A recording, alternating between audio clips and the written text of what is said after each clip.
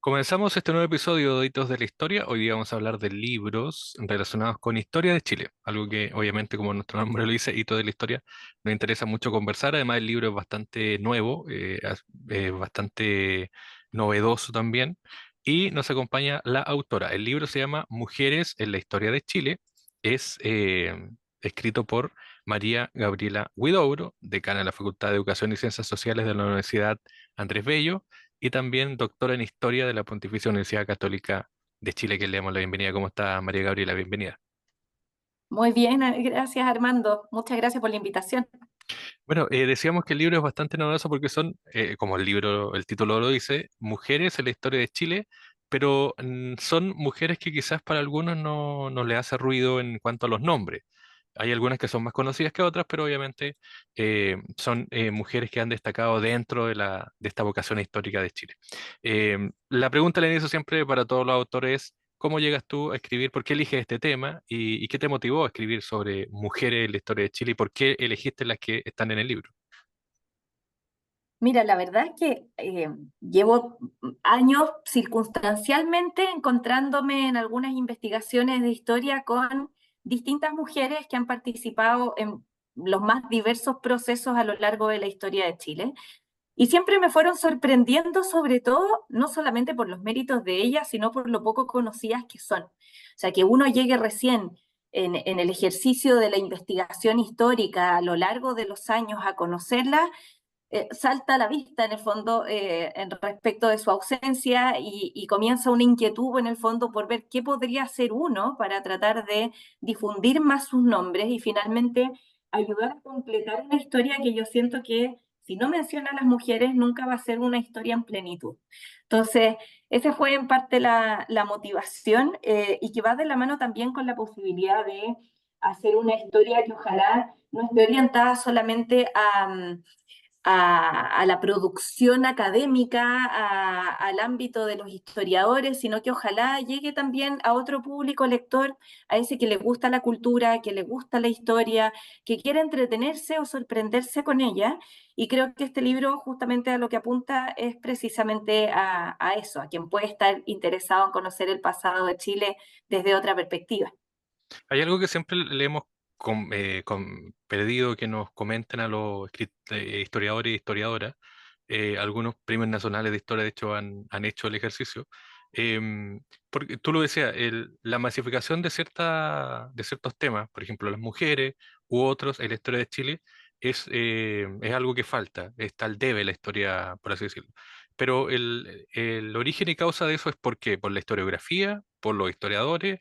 ¿Es porque hay poca motivación para escribir sobre ciertos temas que no están dentro del ámbito público o de pacificación? ¿Cuál crees tú que es el origen y causa de por qué ciertos temas no se han tocado suficientemente en la historiografía nacional? Yo creo que hay una multiplicidad de causas. La primera, como dices tú, tiene relación con la historiografía. No es fácil encontrar mujeres en la historia porque ellas dejaron menos huellas, hay menos fuentes escritas por ellas o fuentes que refieran a ellas, y eso se debe también a ciertos sesgos que tuvo la historiografía tradicionalmente, esa historiografía que se centraba hasta mediados del siglo XX, sobre todo en los acontecimientos políticos, militares y sobre todo los liderazgos que se generaban en esos espacios. Porque de que hubo mujeres en política y en el mundo militar también las hubo, pero no en esos roles de liderazgo, entonces comienzan a ser desplazadas y hacer el ejercicio de buscarlas en la historia, por lo tanto, es más complejo que el ejercicio de encontrar, por supuesto, varones y sobre todo esos de la élite, esos que ocupan ciertos puestos de poder. Por otra parte, yo creo que también se ha debido a que, en términos generales, la historia de las mujeres hasta el día de hoy, por mucho que se haya desarrollado, historia de las mujeres y las mujeres en historia, es un ámbito que se sigue pensando como algo únicamente femenino. Y llama la atención porque por lo general yo creo que los lectores como más naturales van a ser lectoras del libro, porque se tiende a pensar que estos temas femeninos o relativos a las mujeres son de exclusivo interés para también las mujeres, cuando en realidad, al menos lo que trato de hacer yo aquí en el libro, es recordar la historia de todos, la historia de Chile, pero desde las participaciones femeninas, y eso evidentemente no excluye a los hombres. Bueno, hablemos a propósito, no vamos a tocar obviamente todas las figuras que aparecen en el libro, porque obviamente que dejamos siempre que la gente que escucha el podcast pueda ir al libro a buscar los que están ahí. Pero obviamente tú haces como, por así decirlo, una línea de tiempo pensando desde la llegada de Valdivia hacia adelante. Y ahí hay una figura que sobresale, que es justamente Inés de Suárez, que es este mito. Yo no sé cuánto hay de mito y cuánto hay de verdad en lo que se ha hablado en la historiografía de Chile. Tú tocas a Inés Suárez como la española más famosa de la conquista, la califica. ¿Cuál es el rol ahí de ella y cuánto hay de mito y cuánto hay de verdad? Mira, en general lo que se sabe de ella está documentado en ciertas fuentes y creo que el problema no está tanto respecto de lo que se cuenta sobre ella. Sabemos que Inés Suárez vino en la expedición de Pedro de Valdivia, que luego tuvo un rol fundamental en la defensa de Santiago el 11 de septiembre de 1541, cuando es atacada por Michimalonco, y después se nos va perdiendo, pero eso se suma también, yo diría que como el cagüín, la copucha de esta relación amorosa, sentimental que habría tenido con Pedro de Valdivia.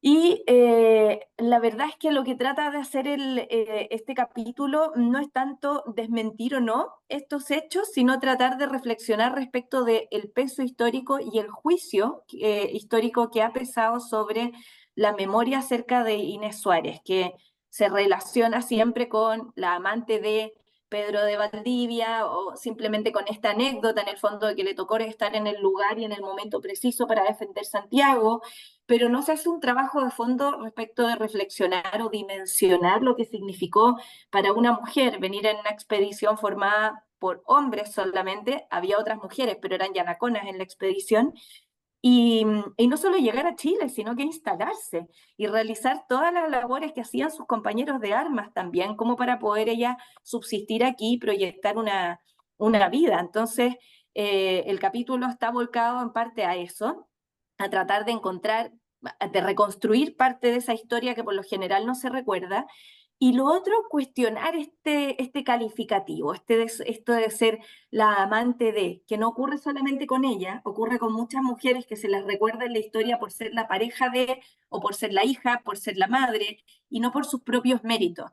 Y parte importante de la documentación que hay sobre ella es una acusación que se hizo en contra de Pedro de Valdivia, donde entre otros cargos, se le imputaba el hecho de haber mantenido esta relación con Inés Suárez. Lo que se le acusa a Valdivia en realidad no es tanto de tener una amante, seguramente muchos otros soldados también las tenían, pero sí se cuestionaba la influencia que ella llegó a tener sobre él. Y a la larga, por lo tanto, lo que se critica es que una mujer hubiera llegado a tener cierta injerencia en la política, en las decisiones militares, etcétera. Entonces, Inés Suárez nos lleva en realidad a hablar más allá de ella misma, a hablar del lugar que las mujeres ocupaban en la sociedad española del siglo XVI, las limitaciones que tenían y las estrategias que utilizaron para tratar de enfrentarlas.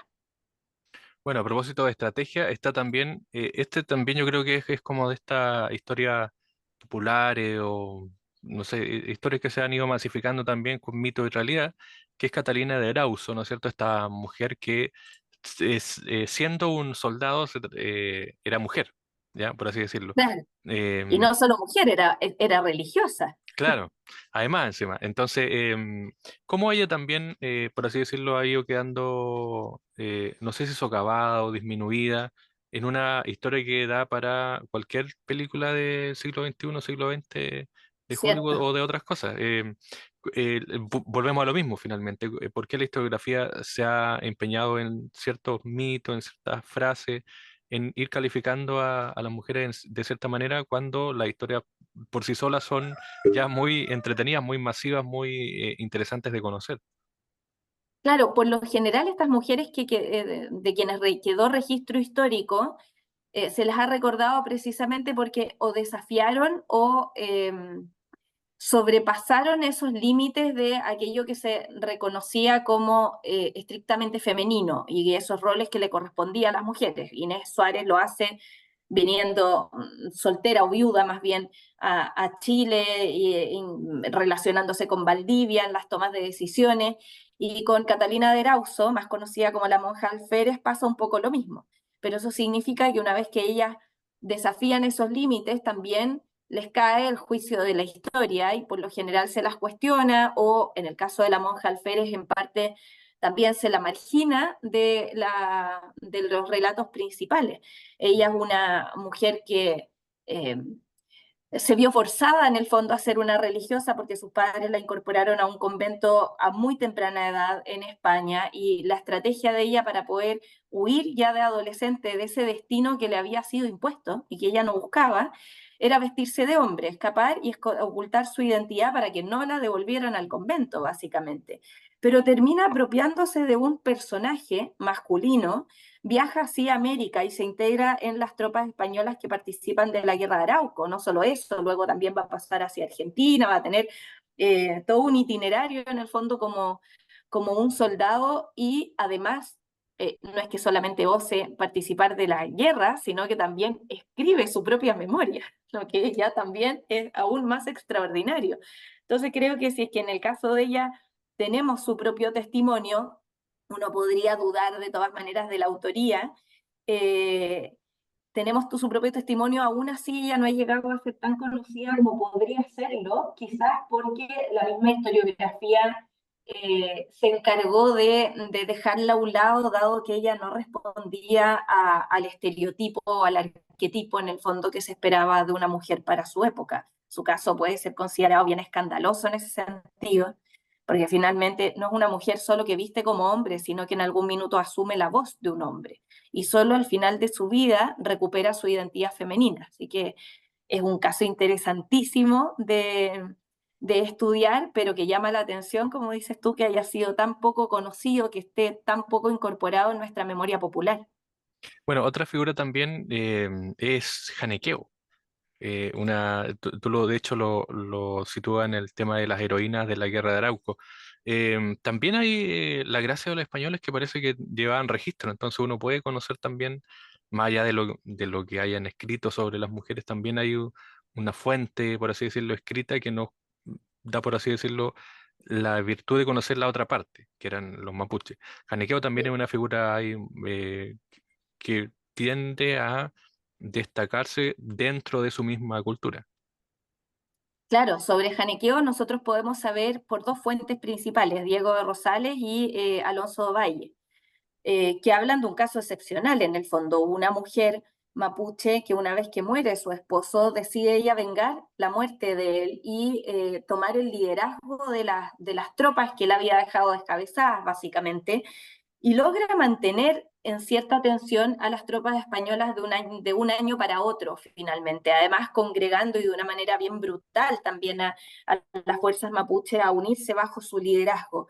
Eh, también es un caso bastante excepcional que se conoce poco. Yo tiendo a pensar que en el caso de ella puede ser porque no hay más fuentes que esas y además la historia de ella concluye de una manera que parece más legendaria que histórica. Ella desaparece, no se alcanza a saber si realmente fallece en el último enfrentamiento o en realidad formó más bien parte como de una leyenda que hicieron circular los mismos mapuche, no hay como testimonios tan directos respecto a su figura. Pero también es interesante porque cuando los españoles dan cabida a la posibilidad de que una mapuche haya liderado sus propias tropas, sugieren que era dentro de todo una posibilidad real que se diera ya con el nombre de Janequeo o el de otra mujer, pero finalmente nos están diciendo que las mujeres mapuches no quedaban al margen de la guerra de Arauco, sino que no solamente acompañaban a sus esposos o a sus padres, sino que tomaron las armas y participaron del combate con igual valentía. Otra figura que yo diría también, bueno, parece que la historiografía, no sé si ha hecho tanto por lo femenino, por las mujeres en realidad, la historiografía chilena, aunque sí la ha masificado. Yo diría que Catalina de los Ríos y Lisperger es esa gran figura de la colonia que hoy día muchos reconocen, es decir, podríamos hablar horas de Catalina de los Ríos. ¿Cómo surge de poder femenino, que así como Janequeo tiene el poder femenino dentro de las armas de los mapuches, Catalina de los Ríos tiene el poder económico y por así decirlo la dominación sobre la gente, pero además le agrega este contenido que es el contenido negativo de su figura y su personalidad. Claro, de nuevo, no tenemos testimonios directos sobre ella, salvo su testamento, y donde ella muestra cierto arrepentimiento de algunas acciones y pecados que ha cometido, pero es una de las figuras más emblemáticas del mundo colonial que se hizo popularmente conocido en la memoria histórica a partir del siglo XIX, sobre todo desde el trabajo que hizo sobre ella, novelado, Benjamín Vicuña Maquena. Y ahí hay que pensar que ningún autor, tampoco uno, tiene una imparcialidad absoluta cuando aborda el pasado. Siempre lo hace con un cierto sesgo. En el siglo XIX, sobre todo los liberales miraban el mundo colonial con desconfianza, como una época oscurantista, en el fondo ignorante, etcétera. Y en parte Vicuña Maquena representó así al mundo colonial a través de esta Quintrala, de este personaje que casi es demoníaco, diabólico, una cosa así, que tiene todos los pecados que históricamente y de forma tradicional se le asociaron a las mujeres, la idea de la brujería, la idea de la lascividad, de esta sensualidad mal usada, bueno, y así, un sinfín de cosas. Pero cuando uno vuelve sobre la historia de ella, aunque en efecto se encuentra con abusos cometidos por ella y ciertos crímenes, la verdad es que en el contexto de los expedientes judiciales de la época, pecados como los de ella uno también podía encontrar en otros. O sea, forma parte del fenómeno de la sociedad colonial, estos abusos de poder. ¿Dónde está la excepción en que Catalina de los Ríos y Lisperger es una mujer? Y es una mujer que tiene más poder económico y prestigio asiento social que muchos varones de la época. Entonces tendió a hacer a hacer mayor escándalo de sus acciones por la persona que las estaba provocando finalmente. Bueno, avanzamos dentro de esta línea de tiempo que decíamos que está el libro Mujeres en la historia de Chile.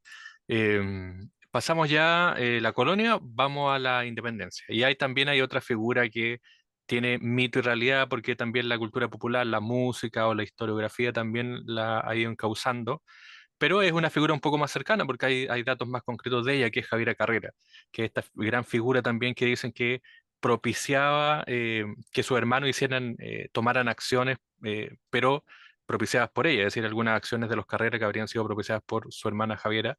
Pero sí lo que sabemos de ella es que es una gran independentista. Como esta figura también que se ha ido, por así decirlo, posicionando también como una de las grandes figuras femeninas de la independencia chilena.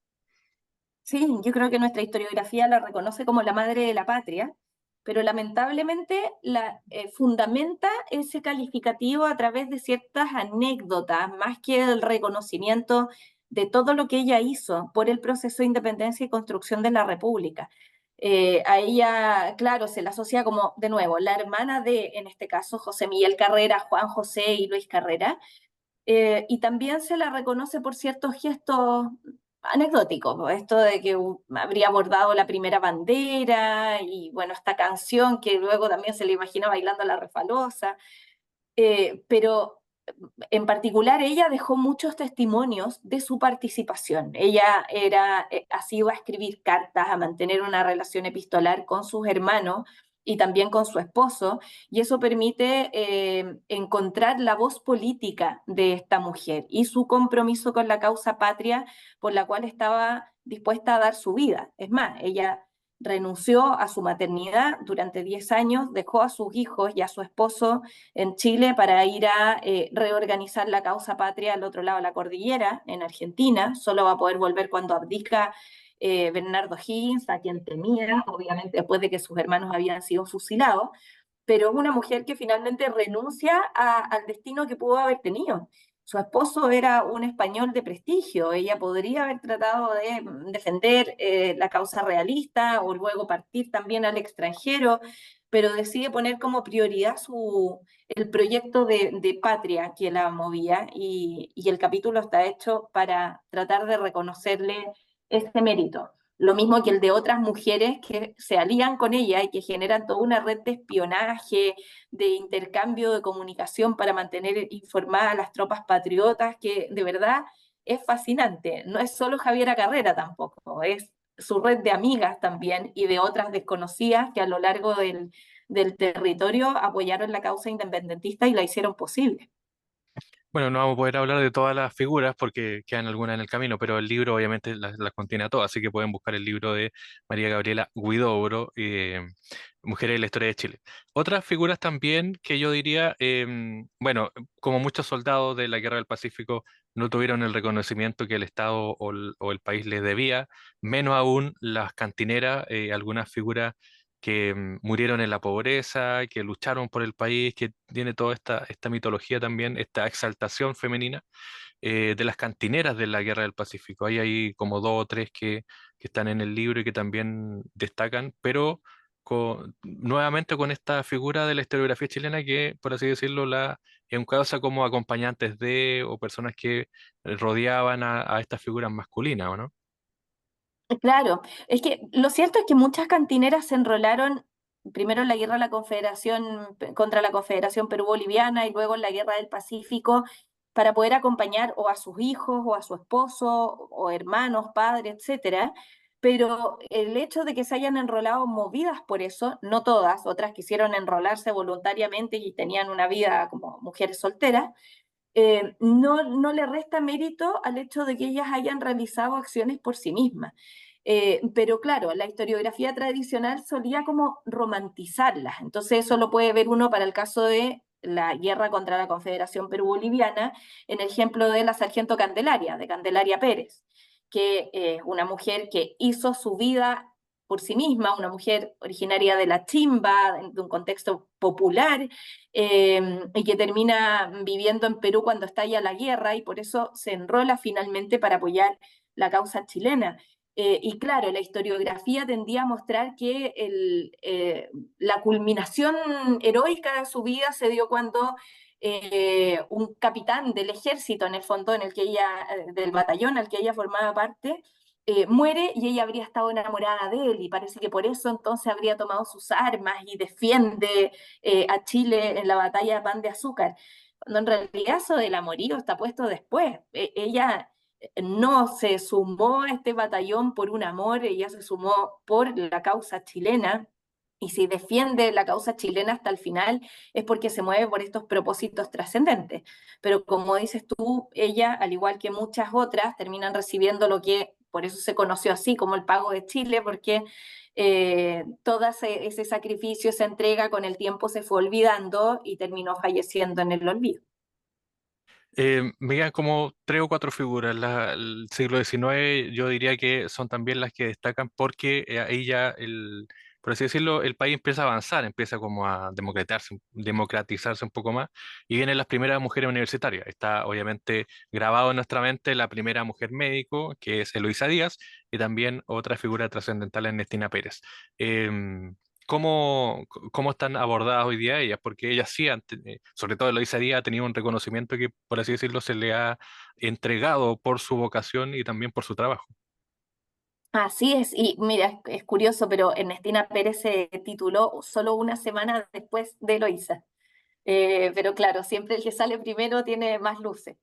Sí, ellas yo creo que han sido más destacadas, sobre todo por la historiografía reciente, y porque finalmente ellas vienen a representar, a simbolizar el ingreso, la irrupción de las mujeres al espacio público, pero no solamente ganar un título universitario, de partida hay que ganárselo, hay que esforzarse para ello, pero también eso abre puertas para que las mujeres comiencen a desempeñarse en distintos oficios, en distintas profesiones y empiecen a tener, por lo tanto, mayor injerencia en el devenir público del país.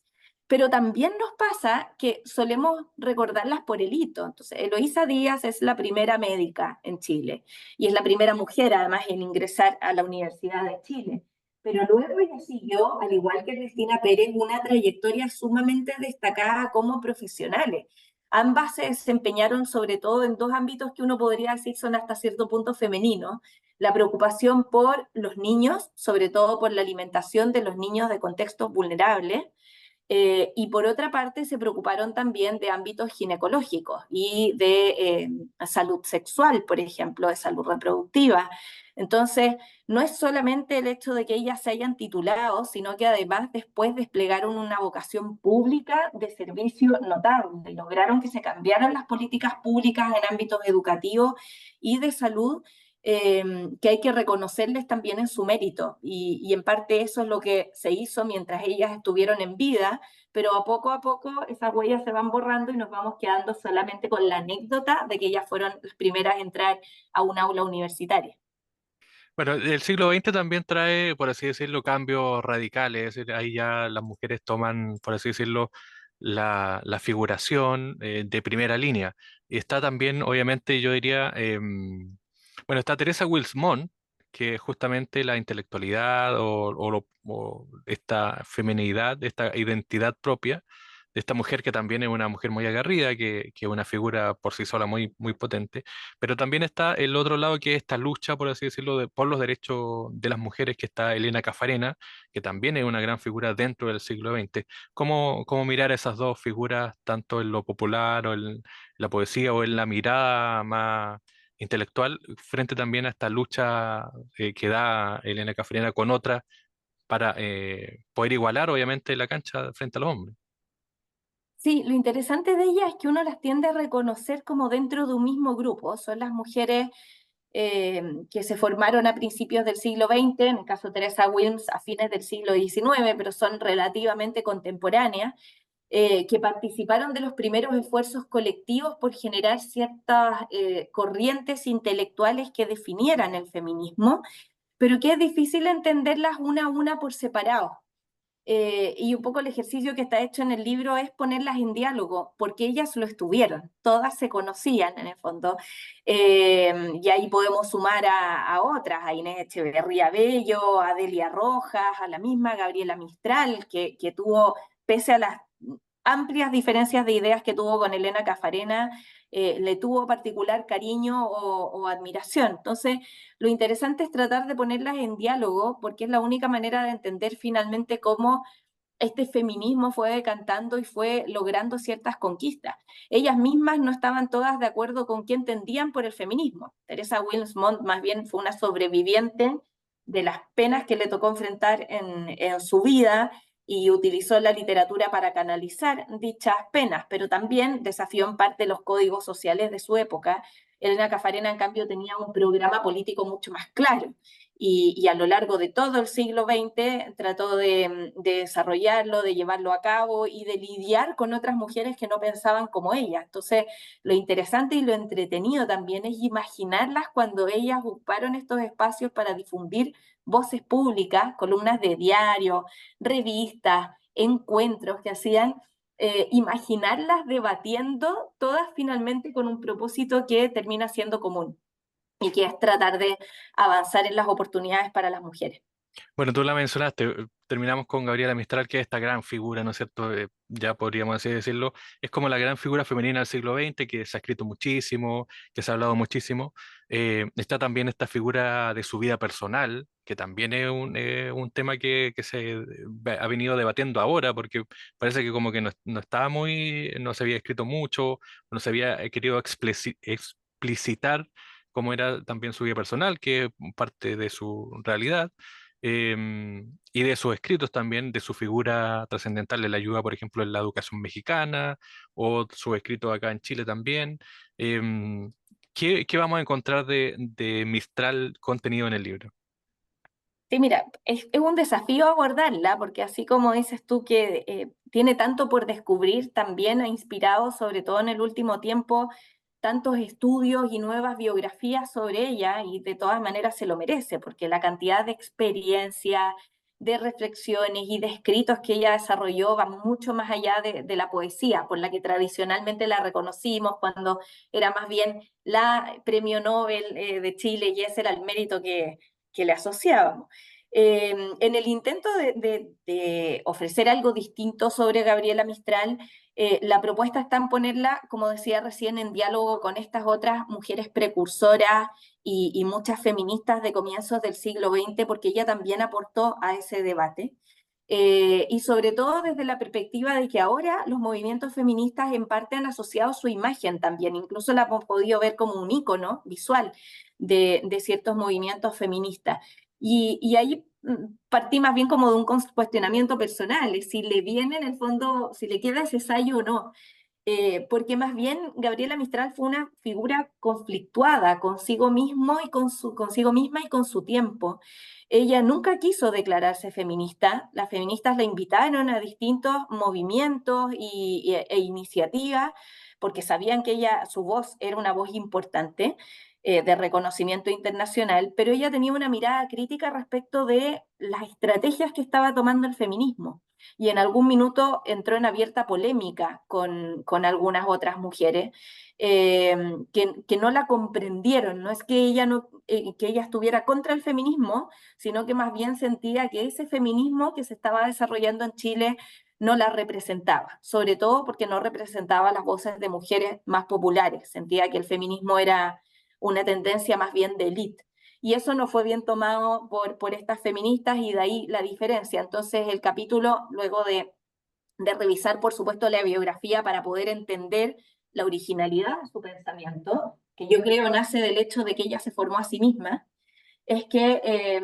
termina conectando con las otras mujeres que ya hemos revisado respecto del feminismo y tratando de entender entonces cuál es la diferencia, la originalidad y el aporte de Mistral en esos contextos de pensarse mujeres de siglo XX.